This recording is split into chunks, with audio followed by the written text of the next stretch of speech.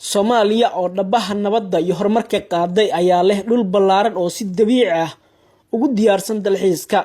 Wasaaradda Warfaafinta, Dhaqanka iyo Dalxiiska ayaa diyaarisay qorshaha horumarinta dalxiiska dalka oo mudnaan gaar ah siinaya sidii Soomaaliya ay uga faa'iideysan lahayd deegaankeeda dalxiiska u samaysan. annaka dawlad ahaan Soomaaliya annaka og muhiimadda dalxiisku leeyahay. wasaaradda Warfaafinta, Dhaqanka iyo Dalxiiska waxay ku mashquulsan tahay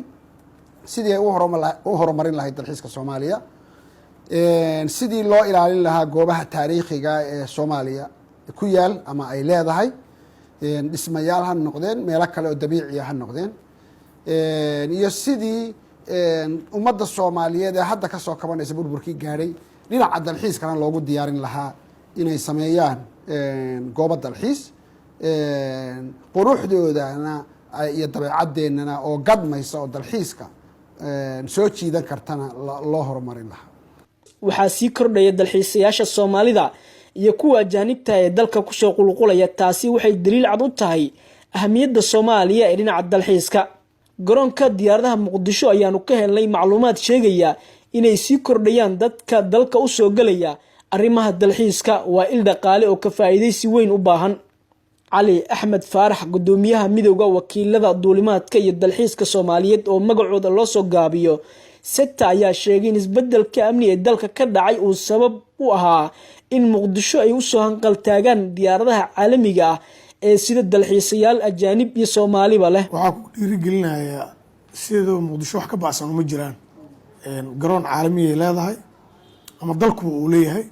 nabadgelyadii loogu talagalana way jirtaa. dadaal ay dowladdu samaysay annaguna aan ku garab siinay ayaa wuxuu keenaa in kalsoonidii ay soo noqotay diyaaradaha kaliya maahan, weliba dalxiisayaal dalkeena yimaada haddana aan rabno inaan kusii dhiirigelino. marka taas waxay ku tusaysaa kuwaan kaliya maahan, kuwo kaloo badan ayaa waxay rabaa inay yimaadaan. waxaa la rabaa wadanka mar haddii dalku uu dal furfuran oo ganacsigiisu furfuran yahay, waxaa laga yaabaa garoomada nagu dhow oo kale inay yimaadaan maalinkii 100 diyaaradood. marka garoonka naguna wuxuu lamid yahay garoonka ku yaala Addis Ababa iyo Nairobi iyo oo tartan kula jira. marka dhiirigelin waxay nagu tahay inaan badino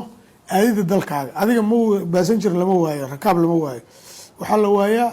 horumarka iyo baahida loo qabo dalkaas aan la waayaa maahane. mar walba faa'iida lagu qabaa. dhammaan diyaaradihii yimid dalka waa ka warqabnaa, way ka faa'iideen. diyaarad aan ku kahminayn inay falaayadiisa qaaraa laba falaay, Ethiopia Airline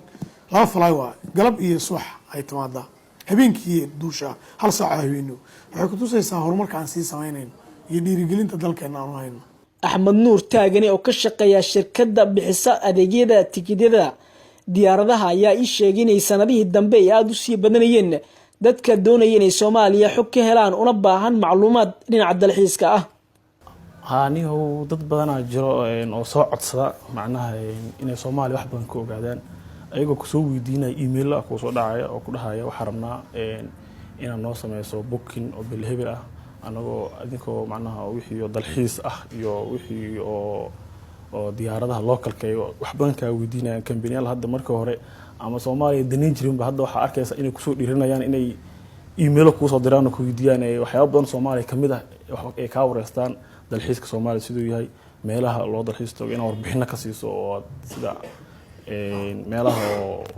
gudaha Soomaaliya badan macnaha in warbixin ka siiso ayagoo raba ay wax badan ku soo codsanayaan.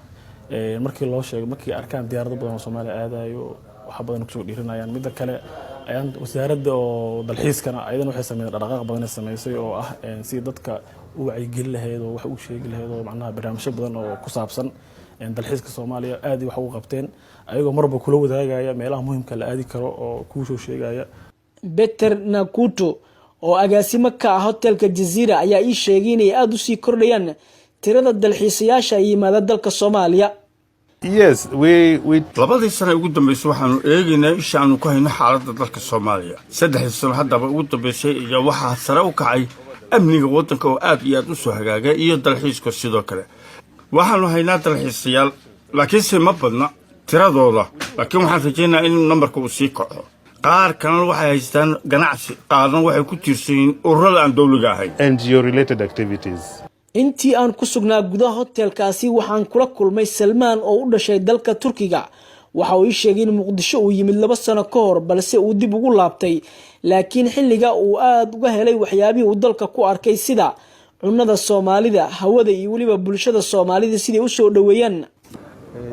Dünyada aslında çok fazla Türkiye'den dışarıya çıkmışlığım yok ama cimilada iyo jawiga Soomaaliya runtii waa dal aad iyo aad u cimilo iyo jawi fiican waxaana ku tusaalaha markaad eegto wadamo fara badan oo aan tagay runtii waxa ka jira qabow aad u daran oo ku dhibaateynaya ama waxa ka jira kuleyl daran oo isna dhibaatadiisa leh laakiin Soomaaliya waxay leedahay jawi iyo markaas cimilo runtii aad iyo aad u qurux badan oo aan waxna ku dhimaynin dhanka kale markaad eegto waxa jirta qudaar fresh ah iyo hilib fresh ah iyo cunto fresh ah markaas oo aan martay raagitaan iyo daahitaan gelin ayaad helaysaa runtii adduunka laga wada helo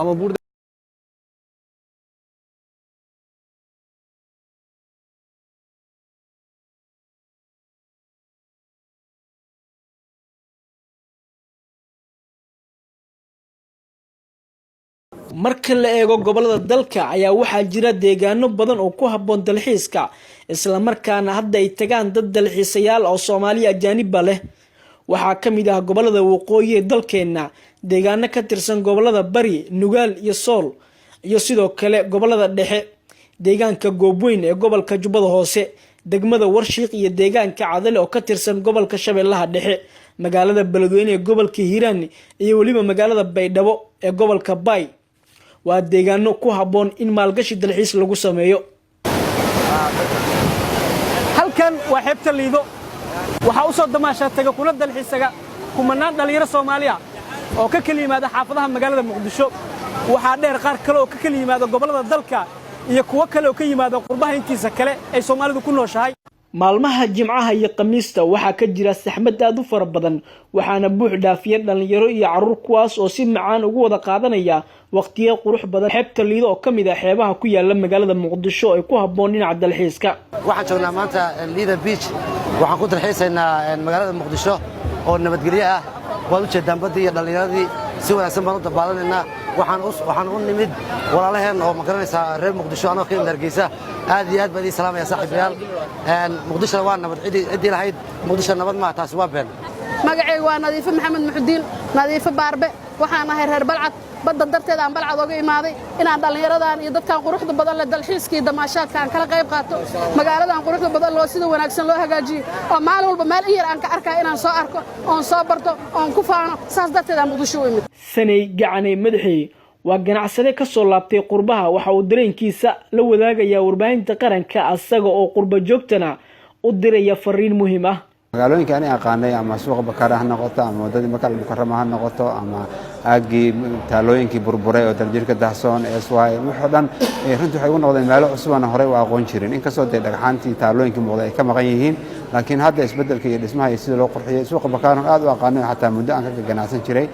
waan aqoon kari waayo xaafadihii Bakaarada aan u socdo dhammaan runtii aqoon waayo runtii waxay tahay dalxiis iyo hawo fresh isbedel badan baad aan dhiigay ku yimid danka South Africa halkan laakiin waxa yahay waxaan cuni jiray chicken 6 bilood ku jiray fridge haddana waxaan helayaa cuntada fresh markaa la soo qalay waan ku faraxsanahay runtii dalxiisna way tahay cid walba aan ku boorinayaa in dalkeeda soo booqdaan soo dalxiisaan meesha ama Caraba ka aadi lahayn ama Nairobi ka aadi lahayn ama Kampala ka aadi lahayn ama Turkiga ka aadi lahayn inay yimaadaan Muqdisho iyo Baydhabo iyo meelaha la midka Garowe iyo dhulka la midka Hargeysa iyo ay dib ugu soo noqdaan Soomaaliya ay booqdaan si ay u ogaadaan dalkooda waxa uu yahay. wasiirka warfaafinta xukuumadda federaalka Soomaaliya mudane Maxamed Cabdi Xayir Maareye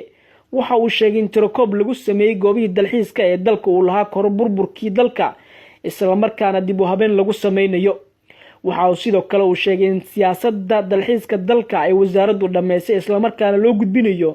golaha wasiirada xukuumadda federaalka Soomaaliya. waxaa la tirakoobay goobaha dalxiiska ee dawladda Soomaaliyeed ay dalka ku lahayd sidoo kalena waxaa la tirakoobay goobaha dalxiiska ama dhismayaasha qadiimiga inta badan magaalooyinka ku yaala gaar ahaan kuwa xeebaha